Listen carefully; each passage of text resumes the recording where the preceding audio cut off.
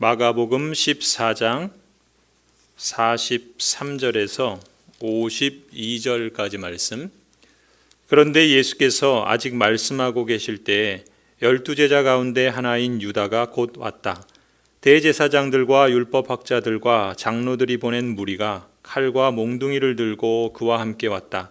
그런데 예수를 넘겨줄 자가 그들에게 신호를 짜주기를 내가 입을 맞추는 사람이 바로 그 사람이니 그를 잡아서 단단히 끌고 가시오 하고 말해 놓았다. 유다가 와서 예수께로 곧 다가서서 랍비님 하고 말하고서 입을 맞추었다. 그러자 그들은 예수께 손을 대어 잡았다. 그런데 곁에 서 있던 이들 가운데서 어느 한 사람이 칼을 빼어 대제사장의 종을 내리쳐서 그 귀를 잘라버렸다. 예수께서 그들에게 말씀하셨다. 너희는 강도에게 하듯이 칼과 몽둥이를 들고 나를 잡으러 나왔느냐?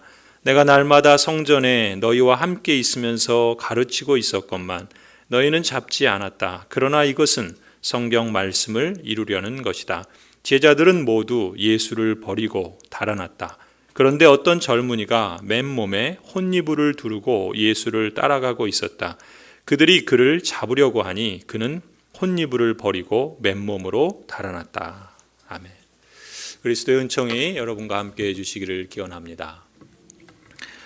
영어에 죽음의 키스라고 하는 표현이 있습니다. 죽음의 키스, 죽음의 입맞춤이라 표현할 수도 있는데 이 표현은 사실 오늘 본문에서 유래된 표현입니다. 그래서 오늘 설교 제목을 죽음의 입맞춤이라 이렇게 정했습니다. 오늘 본문을 보시면 가룟 유다가 예수님의 제자로서 친근한 듯 다가와서 예수님에게 입맞춤을 하죠. 이들의 문화에서 입맞춤은 흔히 하는 익숙한 인사 방식이었다 그래요. 그러니까 가룟 유다가 이런 식으로 예수님에게 친근한 척 인사를 했지만 사실은 뭐예요? 예수님을 잡으러 온 무리들에게 누가 예수인지를 알려주는 일종의 신호였던 겁니다. 그러면 그런 걸 보면 예나 지금이나 이 악한 자들은 이런 식으로 자기들끼리 미리 짜둔 각본대로 행하는가 봅니다. 그래놓고 겉으로는 친한 척 다가와서 입맞춤을 하고는 예수님을 팔아넘긴 거죠. 참 비열하고 섬뜩하지 않습니까? 사실 가룟 유다가 어떤 사람입니까? 지난 수년 동안 예수님을 지도자로 또 스승으로 심지어 예수님을 메시아라고 믿고 따랐던 사람이었습니다. 그런데 이런 식으로 예수님에게 등을 돌리고 배반을 하는 것이죠. 결국 어떻게 됩니까? 예수님은 잡히게 되고 또 십자가형을 받게 되고 결국 죽음을 당하게 됩니다. 가룟 유다의 입맞춤은 글자 그대로 죽음의 키스였던 것입니다. 가룟 유다의 입맞춤에서 바로 이 죽음의 키스, 죽음의 입맞춤이라는 표현이 나왔는데 사전을 보면은 이 죽음의 입맞춤, 죽음의 키스를 이렇게 정의합니다. 겉으로 보기에는 친근한 듯 도움을 주는 듯 한데 사실은 죽음과 파멸을 가져다주는 행위, 그것을 죽음의 입맞춤이라 이렇게 표현합니다. 가령 이런 표현을 써요. 유력한 정치인이 어떤 불법 단체를, 불법 조직을 지원하는 행위를 했을 때 그걸 두고 죽음의 입맞춤을 했다 이렇게 표현하거든요. 또 가령 어떤 예술가가 관객의 비위를 맞추는 식으로 어떤 행위를 할 때 그것에 대해서도 죽음의 키스를 했다라고 표현을 합니다. 저는 지난 한 주간 오늘 본문 말씀을 묵상하고 또 연구하면서 개인적으로 저는 참 많은 질문과 또 그것으로 인해서 여러 가지 적용하게 되는 교훈들을 참 많이 얻었습니다. 가령 그 예수님의 제자들이죠. 가룟 유다도 그렇고 베드로도 그렇고 여기 이름이 알려지지 않은 한 청년, 그 청년이 바로 이 마가복음을 기록한 마가라고 말씀을 드렸잖아요. 이들은 다 예수님의 제자들이에요. 그런데 이 예수님의 제자들의 그 모습들, 그들이 보인 행동이나 그 반응들을 곱씹어 보면서 이런 질문을 하게 됩니다. 예수님을 따른다는 게 도대체 뭘까? 예수님을 따르는 제자도는 무엇인가? 또 예수님을 어떤 목적으로 따르는가? 그걸 조금 더 저에게 적용해서 나는 그러면 예수님을 무슨 목적으로 따르는가? 혹시 내가 원하는 것, 내가 목적하는 것이 충족되지 않을 때 그렇다면 나는 어떤 반응을 하고 또 어떤 행동을 선택할까? 이런저런 질문들을 묵상하면서 여러 가지 교훈적인 도전과 또 위로를 본문을 통해서 받을 수 있었습니다. 또 다른 측면에서는 예수님을 대적하는 사람들이죠. 지금 본문에 보면은 예수님을 잡기 위해서 혈안이 된 종교 지도자들, 가령 대제사장들, 또 율법학자들, 장로들이죠. 그뿐만 아니라 그들이 보낸 무리들, 무장을 해서 왔던 그 군인들, 이들은 다 예수님을 마치 강도를 잡듯이 찾아온 모습을 보게 됩니다. 저는 이 본문을 읽으면서 그런 생각이 들더라고요. 과거 우리 군사 독재 시절에 정치범이라는 명목으로 수배하고 또 체포하고 또 불법으로 폭력을 행사하던 그런 모습, 마치 그런 거죠. 이 과연 참 힘이라는 것, 이 권력이라는 것, 그리고 기득권이라는 것, 이거를 얻게 되면 그게 그렇게 단맛이 있나 봐요. 그래서 그것을 지키려고 하고 또 그것을 빼앗기지 않으려고 하고 빼앗기면 그걸 다시 찾으려고 집착하고 안달하고 술수를 부리고 이런 모습들을 보게 된단 말이죠. 그런데 지금 이들은 누굽니까? 심지어 종교 지도자들이에요. 그러면 하나님께서 이들에게 어떤 지위를 주었을 때, 종교적 권위든 또 지위든 지도자라는 타이틀과 위치를 주었을 때는 뭔가 하나님의 뜻이 있지 않겠습니까? 하나님의 목적이 있지 않겠어요? 그런데 정작 이 사람들은 자신들의 목적과 자신들의 기대와 자신들의 뜻, 그것을 위해서 얼마나 하나님과 멀리, 얼마나 하나님의 뜻을 거스려 행하는지 오늘 본문 말씀을 묵상하면서, 또 오늘 우리 사회가 사회적으로는 대통령 선거를 앞두고 있잖아요. 그런 상황에서도 그렇고 또 교회에서 경험하는 다양한 현실들과 연결시켜 보면서 여러 가지 도전과 또 위로를 얻게 됩니다. 아무튼 그런데 제가 이런 말씀을 드리는 것은 이런 내용들을 여러분과 나누려고 하는 것은 아닙니다. 오늘 제가 한 가지 본문에서 제기하는 단 한 가지의 질문을 함께 나누려고 합니다. 그것은 바로 무엇인가? 가룟 유다의 배반입니다. 즉 죽음의 입맞춤, 이 부분에 대해서 함께 나누고자 합니다. 여러분, 가룟 유다는 어떤 사람이죠? 3년 동안 예수님을 따라다녔던 사람이에요. 더군다나 예수님을 메시아 그리스도로 받아들이고 따라갔던 사람입니다. 그런데 그런 사람이 어떤 마음에서 또 무슨 이유 때문에 이렇게까지 예수님을 배반하는 걸까요? 그리고 결과적으로 어떻게 됩니까? 그 예수님이 죽음을 당하는 일에까지 참여하는, 말하자면 예수님도 말씀하시잖아요. 태어나지 않는 게 더 낫을지도 모르겠다. 이런 저주의 길을 가냐 말입니까? 이게 남도 아니고 예수님의 제자예요. 그리고 예수님을 메시아로 믿었던, 따랐던 그런 사람이에요. 여러분, 가룟 유다가 어찌 이렇게까지 갔을까요? 이 점을 우리가 함께 살펴보려고 합니다. 먼저 요한복음을 보면요, 그 이유가 돈 때문이었다 그래요. 요한복음 13장을 보면은 가룟 유다를 두고서 돈자루를 맡은 사람이었다라고 그렇게 표현하죠. 어쩌면 가룟 유다는 예수님을 따라다니면서 뭔가 한몫 챙기려고 했는지 모르겠어요. 자기가 바라는 어떤 소망과 소원을 이루려고 했는지도 모르겠습니다. 아무튼 그런데 예수님께서 자기가 기대하는 길로 가지 않는 거예요. 그런 판단이 든 거예요. 그러니까 실망이 됐겠죠. 사실 이 요한복음을 보면 영적으로 보면은 사탄이 기회를 놓치지 않았다 그래요. 유다의 그 가룟 유다의 그 탐심을 틈탄 건데 사단이 결국 돈 때문에 예수님을 넘겨주는 일에 이 유다가 동의하고, 그래서 무리가 없을 때 예수님을 넘겨줄 적당한 기회를 노리고 있었다, 이렇게 평가를 하죠. 실제로 사탄은 그렇습니다. 돈을 사랑하는 마음에 기생하면서 사람들에게 탐욕을 부추기죠. 그게 돈을 모으는 것이든 돈을 절약하는 것이든 하나님의 뜻이나 하나님의 사명과는 무관한, 그것과는 오히려 반하는 그런 돈에 집착하는 선택을 하도록 유도하는 겁니다. 유혹하는 거죠. 그리고 그 유혹에 빠지는 사람은 가룟 유다처럼 예수님을 팔아넘기는 이런 선택까지도 할 수 있다라는 것을 우리에게 보여준다 말이죠. 또 두 번째로 이 가룟 유다가 어찌 이 지경에까지 이르렀을까? 사실은 이 기대 때문에 그렇습니다. 무슨 말인가? 예수님의 모습은 가룟 유다의 입장에서는 뭔가 자신이 바라는 어떤 일들을, 어떤 소원들을 성취해 줄 거라 그런 기대가 있었던 것이죠.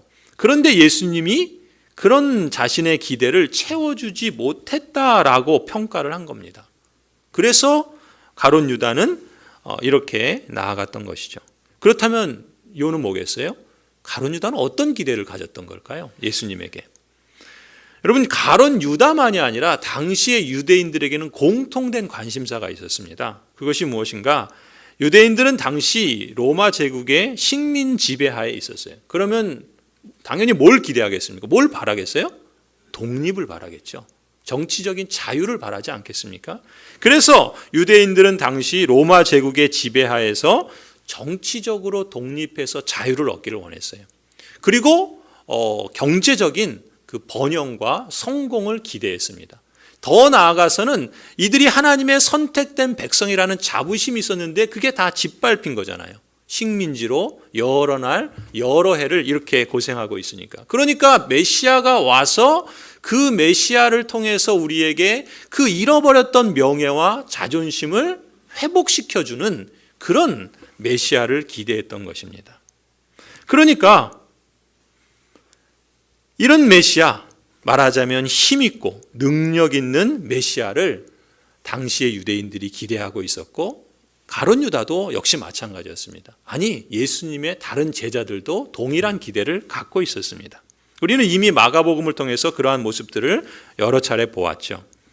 그래서 이 제자들이 볼 때, 특히 가룟 유다가 볼 때 예수님을 따를 때는 예수님이 행하는 기적이나 일들을 보니까 정말 그분이 자신들이 원하는 그 소원을 성취해 줄 만한 그런 능력 있는 메시아로 보였던 것이죠.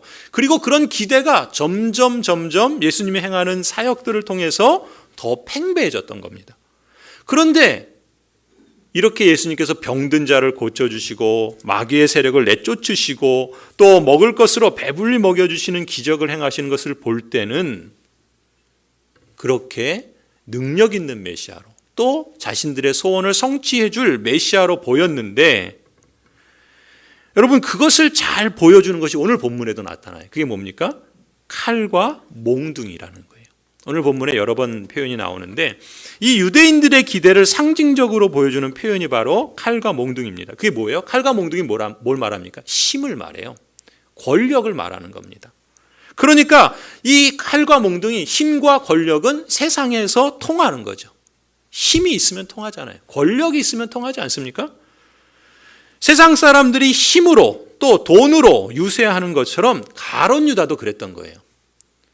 적어도 그보다 더 큰 힘과 더 큰 돈으로 보란 듯이 자신이 옳다는 것을 증명하고 싶었던 셈인 거죠. 그리고 제자들의 반응도 사실은 가룟 유다의 생각이나 그 사고방식 또 그들이 보인 행위와 별반 차이 나지 않습니다. 어떤 점에서 그래요? 그 본문에 보면 예수님의 곁에 있던 제자 한 사람이 그가 우리는 베드로라는 걸 알죠? 그 베드로가 어떻게 합니까? 칼을 빼요. 왜 칼을 갖고 다녔는지 모르겠어요.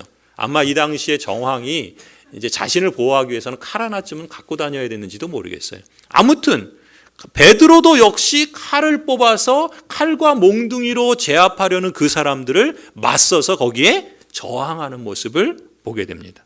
무슨 얘기예요? 베드로 역시 칼에 맞서는 방식을 택한 것이죠. 그래서 대제사장의 종을 내리쳐서 그 귀를 잘라버립니다. 말하자면 악으로 갚은 거죠. 힘으로 맞서는 것입니다. 그러니까 제자들이나 가룟 유다나 당시의 유대인들이 기대했던 메시아는 이런 식으로 힘이 있고 권능이 있고 또 권력을 가진 그런 메시아였던 것입니다. 그런데 문제는 뭐예요? 가룟 유다가 보니까, 제자들도 보니까 예수님이 말씀하시는 설교를 들으면 들을수록 점점 자신들의 기대와 반대되는 길을 가고 계시는 거예요. 예수님 뭐라 그러십니까? 고난을 받고 죽임을 당할 것이다. 이런 말을 계속 수차례에 걸쳐서 말씀하셨잖아요. 그리고 예루살렘으로 들어와서는 이제 사람들이 환호하며 호산나라고 부를 때는 진짜 이제 당장이라도 왕이 돼서 그 소망을, 그들의 소원을 이루어 줄 거라고 기대했는데 어느 집에 들어가서 한 여인이 그 값비싼 향유를 쏟아서 부었는데 가룟 유다는 뭐라 그래요? 그걸 가지고 더 좋은 일 할 수 있는데 왜 이렇게 낭비하느냐? 그러니까 예수님 정작 뭐라 그럽니까? 그 가룟 유다를 꾸짖으면서 그 여인이 예수님의 장례를 준비한 거다, 이렇게까지 말씀하잖아요. 그럼 결국 뭐예요? 예수님이 죽는다는 거잖아요. 사람들에게 고난을 받고 무력하게 죽는다는 거잖아요. 자신들의 생각에 메시아는 그러면 안 되거든요. 힘이 있고 능력이 있어야 되는 사람이 왜 죽임을 당하고 이렇게 장례를 준비하냐 말이죠. 그러니까 베드로나 가룟 유다나 제자들 할 것 없이 다 안 된다고 그렇게 부인하지 않습니까? 이런 이야기를 듣다 보니까 가룟 유다 입장에서는 어떤 생각이 들었겠어요? 이게 좀 아닌가 보다라는 생각 들지 않겠습니까? 사실 가룟 유다는요, 자신의 관심과 자신의 그 필요에만 온통 집중했던 겁니다. 그러니까 정작 예수님이 누구신지, 예수님이 말씀하시는 설교를 듣지 않았던 거예요. 듣기는 들리는데 그냥 자기가 듣고 싶은 것만 듣는 거예요. 그러니까 예수님이 그렇게 말씀을 하셔도, 더군다나 3년 동안 예수님을 따라다녔는데도 예수님이 하시는 말씀의 뜻이 무엇인지 전혀 몰랐습니다. 한마디로 영적으로 무지했던 거예요. 바른 지식이 없었던 것입니다. 그러니까 어떤 결론에 이르겠습니까? 자신의 기대와 필요에 부응하는 일들을 볼 때에는 메시아 맞는 것 같은데 점차 예수님의 말씀과 지금 진행되는 분위기를 보니까 이게 아닌 것 같은 거죠. 야, 이거 아니다. 이대로 가다가는 이거는 큰일이다. 결정한 겁니다. 이래가지고는 내가 원하는 것 얻을 수 없다. 마음에 굳은 결심을 한 겁니다. 그러니까 얼마나 예수님에 대해서 배신감을 느꼈겠습니까? 그잖아요. 그렇게 기대하고 그걸 이루어 줄 것이라고 잔뜩 이제 예루살렘에 도달해서 이제 그때가 왔다라고 했는데 정작 예수님은 전혀 정반대의 길을 가고 계시니 그 배신감이 얼마나 컸겠어요. 가룟 유다가 예수님에 대해서 갖는 배신감이겠죠. 가룟 유다는 무척이나 예수님에 대해서 실망하고 또 배신감을 느끼고, 아니 더 나아가서는 내가 속았구나라고 하는 그런 적대감마저 들지 않았겠습니까? 아니 가룟 유다에게 있어서는 그 반감이 극에 달했던 것 같아요. 그래서 어디까지 갑니까? 분노하고 예수님을 팔아넘기는 그런 지경에까지 나아간 것이죠. 그걸 마음에만 품은 것이 아니라 그것을 행동으로까지 이렇게 이어진 겁니다. 그게 오늘 본문이에요. 사실 처음에는 12제자 중에 하나로 예수님과 함께 했습니다. 그런데 결국에는 칼과 몽둥이를 들고 온 사람들과 함께 하지 않습니까? 자신이 입맞추는 자가 예수라고 그를 단단히 잡아서 끌고 가라고 음모를 꾸미지 않습니까? 그리고는 급기야 예수님께 나와 랍비님 친근하게 접근해서는 죽음의 입맞춤을 하는 끔찍한 섬뜩한 그런 행동을 한 것이죠. 가룟 유다는 배반을 선택한 겁니다. 그리고 그 배반은 한마디로 돈 때문이었고 또 자기 기대에 대한 불만족 때문이었습니다. 아니 우리가 조금 관점을 달리해서 영적인 눈으로 보면 거짓의 아비인 사탄이 그런 가룟 유다의 탐심과 적개심을 기가 막히게 알아채고서 그에게 들어간 것이죠. 그리고 그를 이용해서 예수님께서 하나님의 뜻을 이루시려고 하는 그 하나님의 놀라우신 일들을 어떻게 해서든지 막아보려고 술수를 썼던 것입니다. 그런데 여러분, 여기에 놀라운 사실이 있죠. 여기에 놀라운 반전과 역설이 있지 않습니까? 가룟 유다가 예수님에게 했던 이 죽음의 입맞춤으로 인해서 사실 결국 예수님이 죽임을 당합니다. 그렇죠? 그런데 그럴 때 진짜 유다가 이기는 것 같고 사단이 이기는 것처럼 보였습니다. 그런데 보십시오. 여러분, 최종 결과는 어떻게 되죠? 가룟 유다가 짜둔 계획대로 죽음의 입맞춤을 받은 예수님이 죽음을 당했지만 궁극적으로 보면은 죽음과 파멸을 당한 것은 예수님이 아니라 가룟 유다입니다. 죽음의 입맞춤을 감행한 가룟 유다가 파멸을 당하게 돼요. 그리고 또 사탄 역시 파국에 빠지게 되지 않습니까? 이것이 하나님의 지혜고 하나님의 섭리고 하나님의 능력인 것입니다. 여러분, 이러한 일을 요즘 MZ세대가 쓰는 말로 표현하면 스불제라고 표현할 수 있어요. 여러분, 스불제라는 말 아십니까?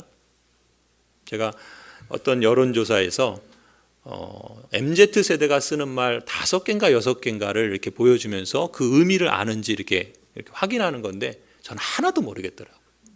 그 중에 하나가 스불제라는 말이에요. 그래서 제가 도대체 이게 무슨 말인가 찾아보니까 스불제, 스스로 불러온 재앙.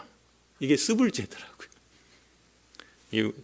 무슨 얘기예요? 자신이 자초한 일로 인해서 안 좋은 상황을 맞이한 경우를 사용하는 요즘 MZ세대의 말이 스불제라고 합니다. 스스로 불러온 재앙. 성도 여러분, 지금 무슨 얘기입니까? 여러분, 일반적으로 말해서요, 예수님과의 만남이 축복이 되는 사람이 있고 그렇지 않은 사람들이 있습니다. 두 부류로 나눈다면 예수님을 만난 경우에 예수님과의 만남이 축복이 되는 사람이 있고 그렇지 않은 사람이 있어요. 그것을 단적으로 말하면 축복이 되는 사람은 예수님을 섬기는 사람이고 그렇지 않은 사람은 예수님을 파는 사람입니다. 가룟 유다의 경우가 그런 거예요. 그러니까 가룟 유다는 예수님을 만났지만 축복이 되지 않았죠. 오히려 가룟 유다는 예수님을 팔았습니다. 그런데 예수님을 섬기는 사람과 예수님을 파는 사람의 차이가 무엇인가? 팀 켈러 목사님은 이것을 이렇게 대조적으로 표현해요. 예수님을 섬기는 사람은, 그래서 축복이 되는 사람은 하나님을 기쁘시게 하는 것을 인생의 제일 되는 목적으로 삼고 그래서 자신의 삶을 하나님을 기쁘시게 하기 위한 수단으로 삼는 사람이다 라고 말해요. 반면에 그렇지 않은 사람, 즉 예수님을 판 사람은 어떤 사람이냐?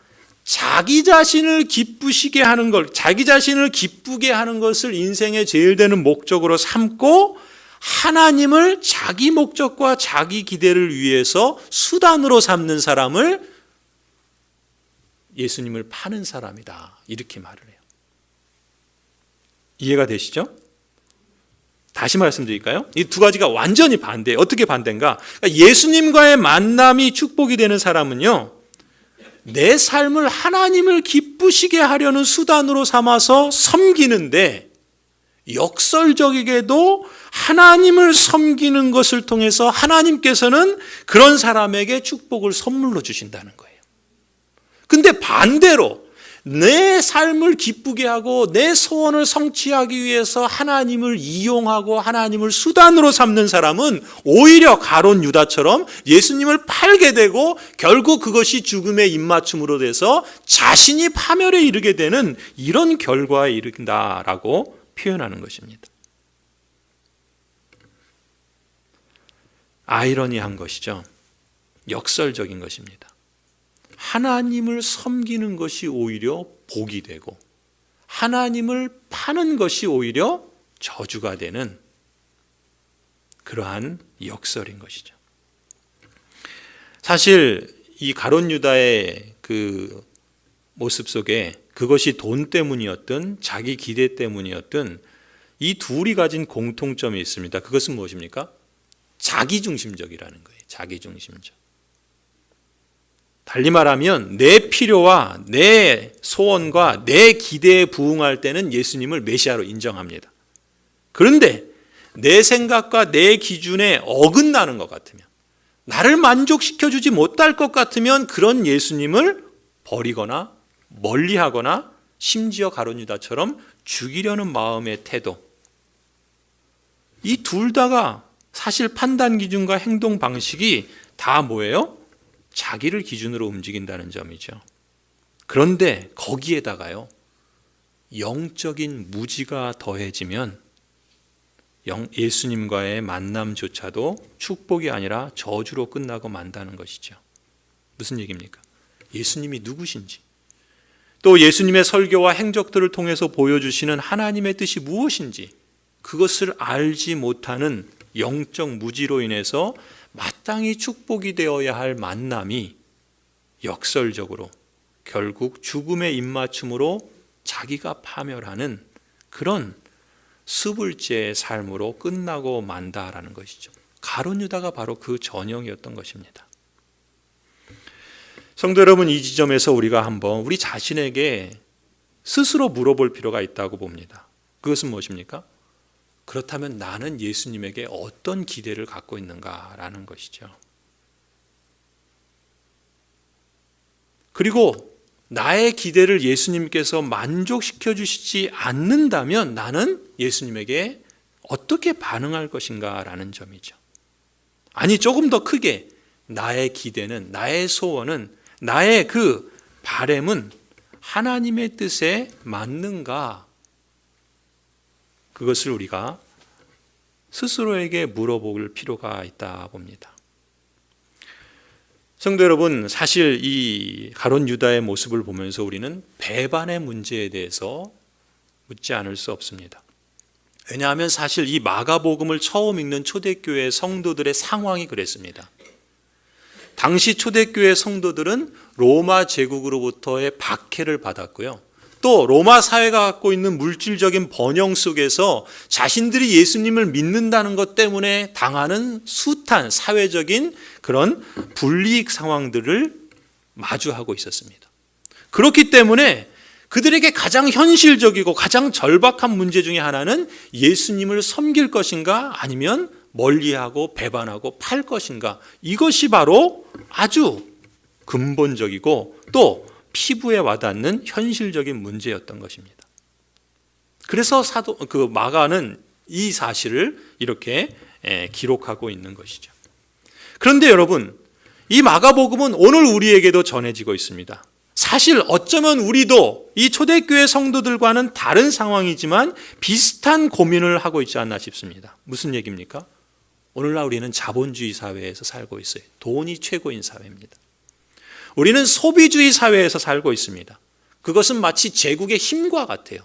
소비를 하지 않으면 우리는 다른 사람에 비해서 부끄럽고 수치스럽고 못난 사람처럼 그렇게 느껴집니다. 이렇게 자본주의와 소비주의 제국 아래 사는 현대교회의 성도들에게 선택해야 되는 거예요.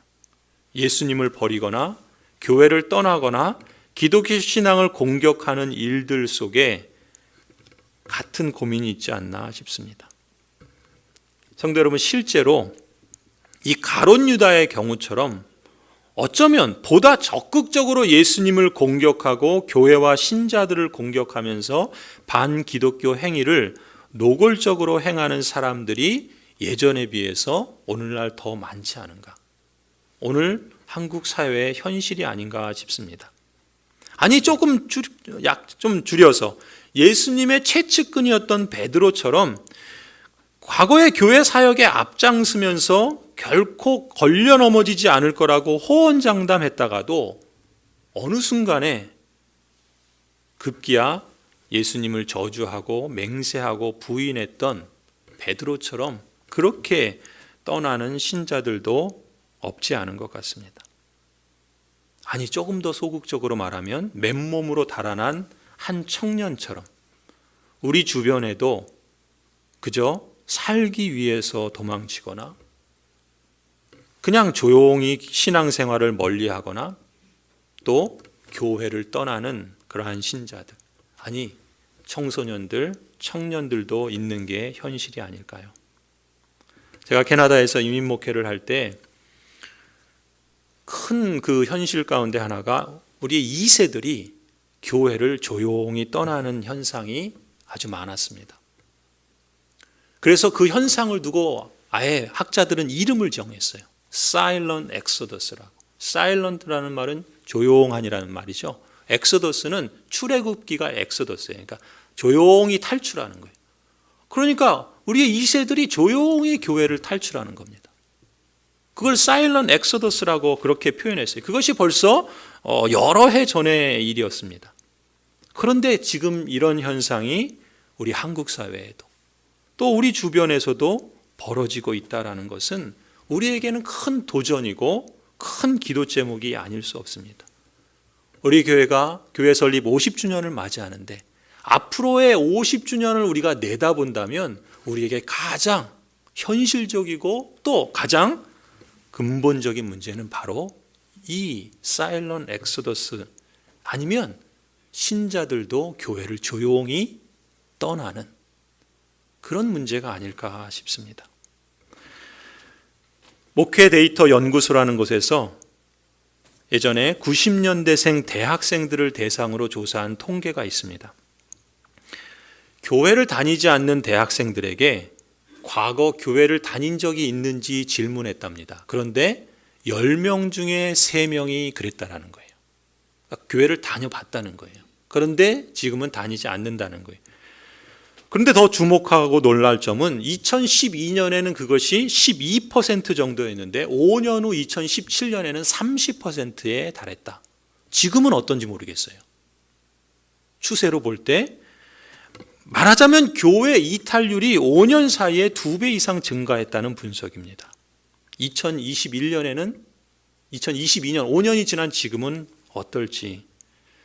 근데요, 또 한 가지, 그렇다면 왜 교회를 떠났느냐? 그 이유를 물어보니까 여러 가지 대답이 나왔습니다. 첫 번째는 신앙생활에 회의를 느껴서 그러한 대답이 38%로 가장 많았답니다. 그리고 두 번째는 교회의 비도덕적인 모습 때문에 25%가 그렇게 대답했대요. 그리고 교회 밖에 대해서 교회가 지나치게 배타적이라는 그런 이유도 24%.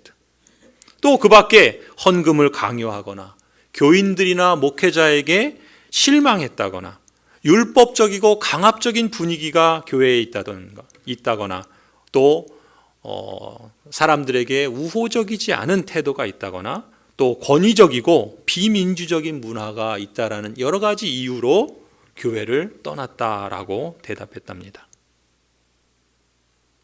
그리고 교회를 그렇다면 언제 이탈했는가, 언제 떠났는가, 그 시기가 언제냐라는 질문에 대해서는 놀라운 건요, 초등학교나 초등학교 이전이 제일 많았다는 거예요. 이게 점점 낮아진다는 얘기죠, 그만큼. 우리는 입시 때문에 보통 중학교나 고등학교 때, 그리고 이제 대학교 가면은 이제 좀 그러지 않을까 이런 생각을 하는데 사실 현상은 이미 초등학교 때나 그 이전부터 교회를 떠나고 있다는 거예요.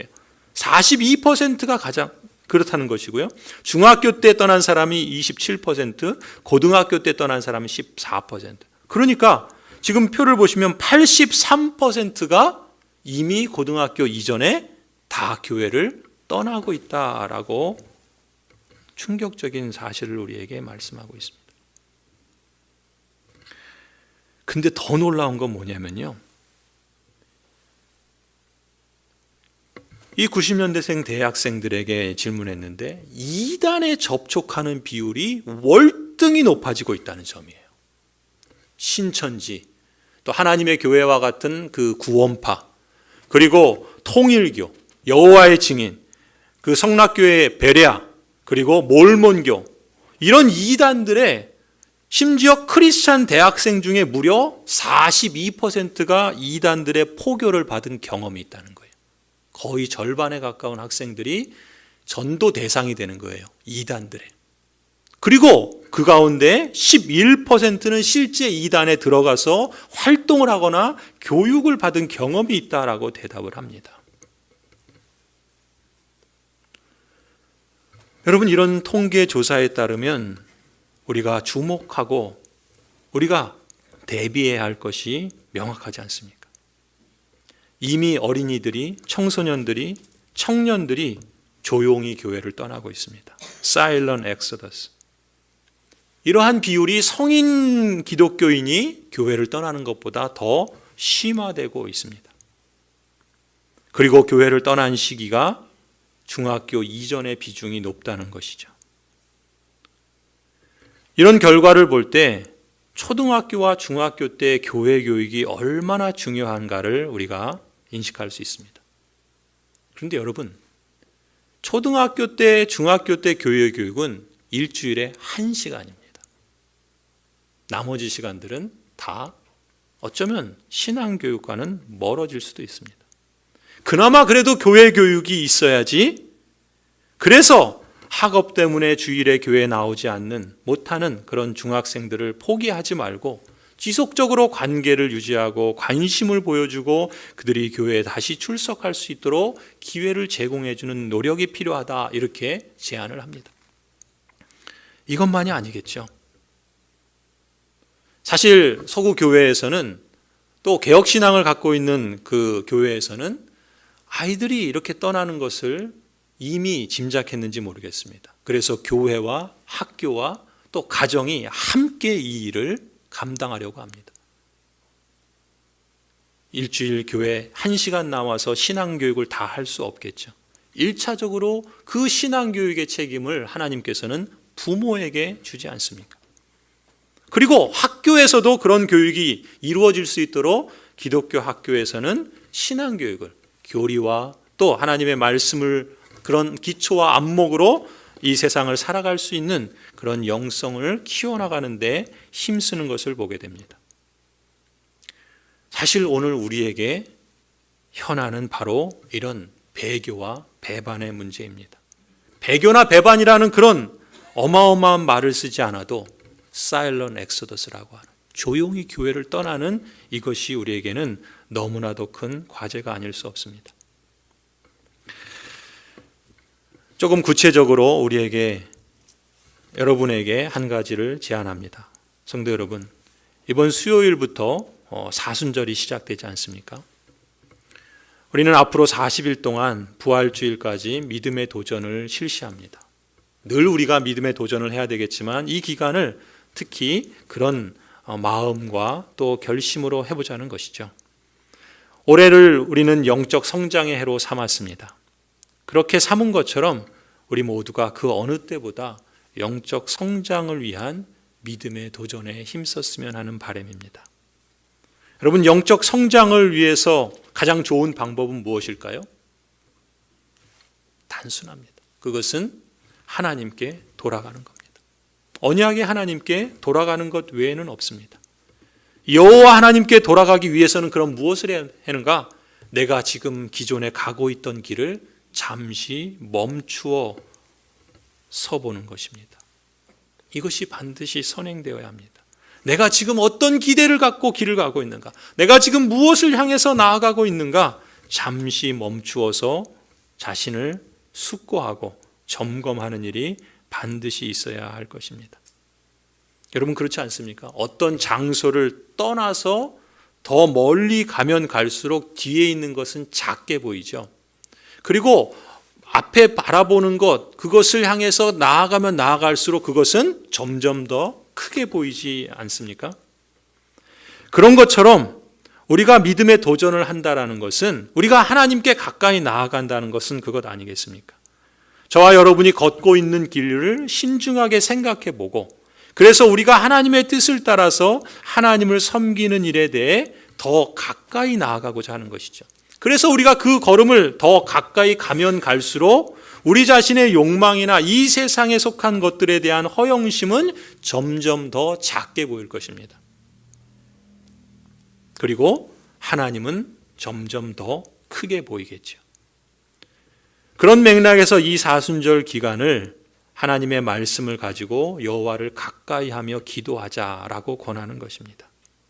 성도 여러분, 곤경에 처했을 때 하나님께서 일하시도록 하지 않고 우리 자신들의 기대와 생각과 힘만을 의지하는 사람은 하나님을 기쁘시게 할 수 없을 뿐만 아니라 우리도 책망을 받게 되지 않겠습니까? 하지만 우리가 하나님의 언약의 말씀을 붙잡고 기도로 하나님께 가까이 나아간다면 너무 늦었다고 생각되는 그런 상황이라 할지라도 하나님께서는 우리에게 찾아와 주시지 않겠습니까?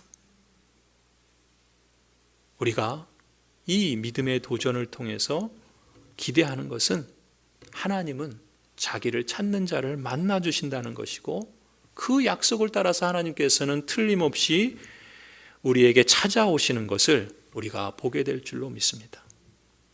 여러분, 특히 어린 자녀들을 둔 부모들께서는 더 이 믿음의 도전에 힘쓰시기를 권해드립니다. 잠언 22장에 마땅히 행할 길을 아이에게 가르치라. 그리하면 늙어도 그것을 떠나지 아니하리라 말씀합니다. 3살 버릇은 80까지 간다고 하는 것은 영적인 원리에 있어서 마찬가지인 거죠.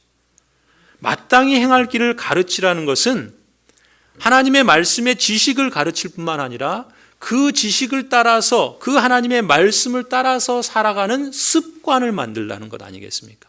마땅히 행할 길을 습관을 형성하도록 해나가는 것이죠.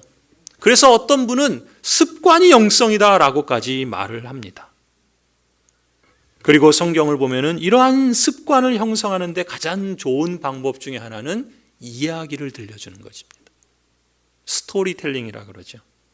어린 아이에게 어려서부터 이야기를 들려주는 것, 특히 하나님이 행하신 일들을 이야기로 들려주는 것은 너무나도 중요합니다.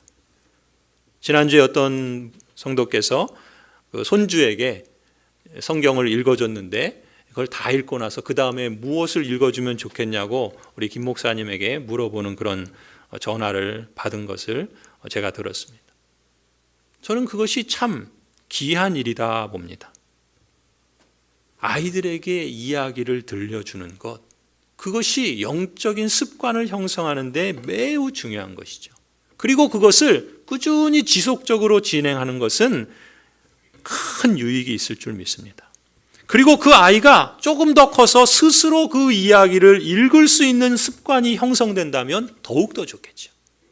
그러나 여러분, 이제 나는 나이가 들어서 나와는 무관하다 이렇게 생각하지 마십시오. 어른이 돼서도 습관을 만들 수 있습니다. 다만 좀 힘들죠. 좀 힘듭니다. 안 하던 거 하면 사실 쉽게 되지 않습니다. 그렇기 때문에 도전이 필요하고, 그렇기 때문에 함께 하는 사람들이 중요한 겁니다. 나 혼자 하면 금방 식어서 중단될 것을 함께 함으로써 지속하고 또 함께 서로 격려하면서 서로를 세워가는 것이죠. 디모데전서 4장 7절에 이렇게 말씀합니다. 경건함에 이르도록 몸을 훈련하십시오. 몸의 훈련은 약간의 유익이 있으나 경건 훈련은 모든 면에 유익하니 이 세상과 장차올 세상에 생명을 약속해 줍니다.